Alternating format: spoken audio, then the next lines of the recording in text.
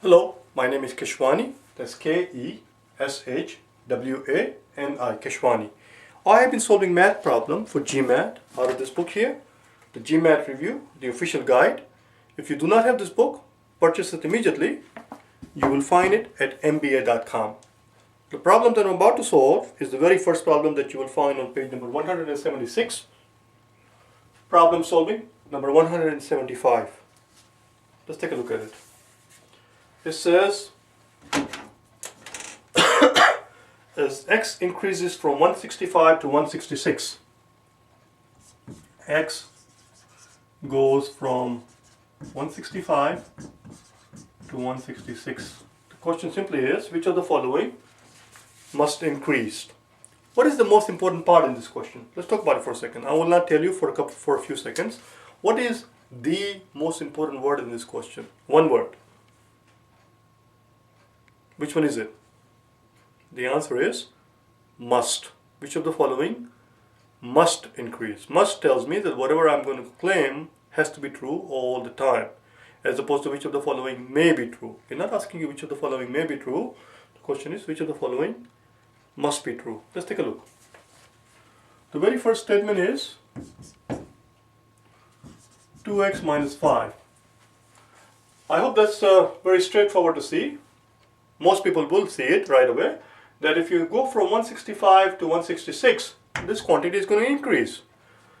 Because the fact that you're taking away 5 doesn't matter here, because first time you have 2 times 165 minus a 5, and then second time you have 266 minus a 5. So minus 5 plays no role. Basically you're going from 2 times 165 to 2 times 166. This quantity does increase. This quantity does go up. The question is, as x goes from 165 to 166, which of the following must increase? This must increase. Statement number 1 is correct. What should I do next?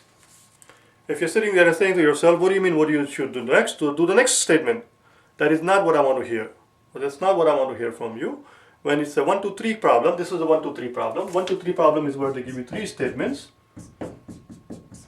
When you get a 1, 2, 3 problem, most people have a tendency of analyzing all of the 3 statements together and then finding the right combination and then looking for the right answer. That's not what I do.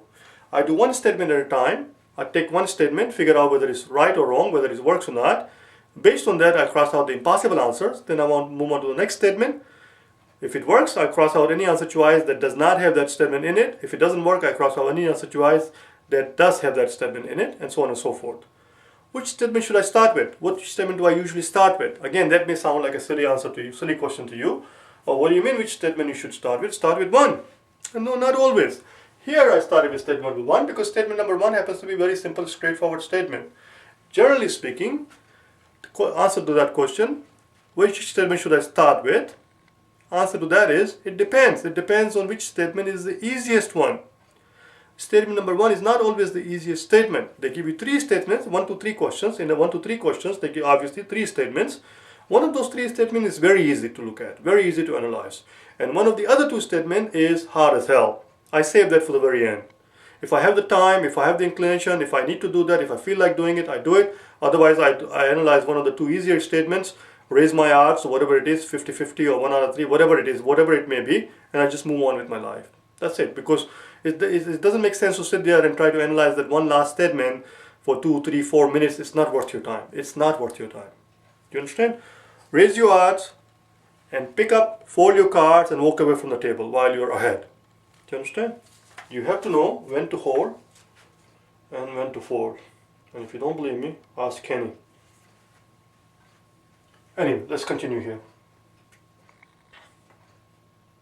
So first statement works. That tells me that any answer choice that does not have Roman numeral 1 in it, I'll cross out. What can we cross out? Let me change the color so you can see it. Any statement that does not have 1 in it, I'll cross it out. B is gone. And E is gone. You see right away we have a 1 out of 3 chance. Let's look at second statement now. Second statement says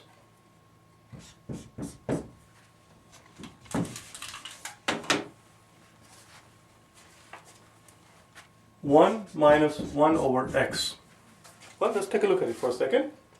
What happens as you increase the x? What happens to a fraction? If you have a fraction 1 minus a, what happens as a goes up? If you had a equals 2, and then from 2 to 3 to 4, as a increases, what happens to the fraction? The fraction goes down.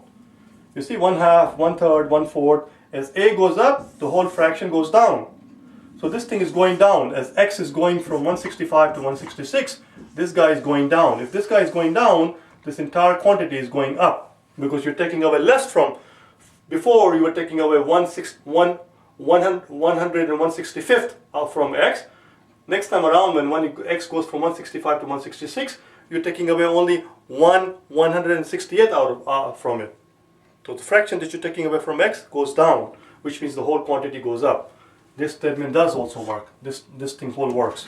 Let me erase all of this thing so that you don't get confused. This quantity does go up, x goes up, which is what they're asking. Which of the following goes up? Which of the following must increase? Now that tells me that any answer choice that does not have Roman numeral 2 in it, I'll cross it out. Let's see, that rules out A, because A does not have 2 in it, it just says 1 only. And I can also rule out D. It doesn't have Roman numeral 2 in it. That's it. The answer is C. We are done. That's it. I don't have to look at the third statement. I don't have to look at it. But just for the sake of learning, just so you understand, I'll explain to you. Had it been a real exam, I would not waste my time. What happens as you increase the x? This quantity goes up. You're saying that, well, but you're subtracting something from it, but it doesn't matter. For example, if x were 5, 5 squared minus 5 is going to be 20.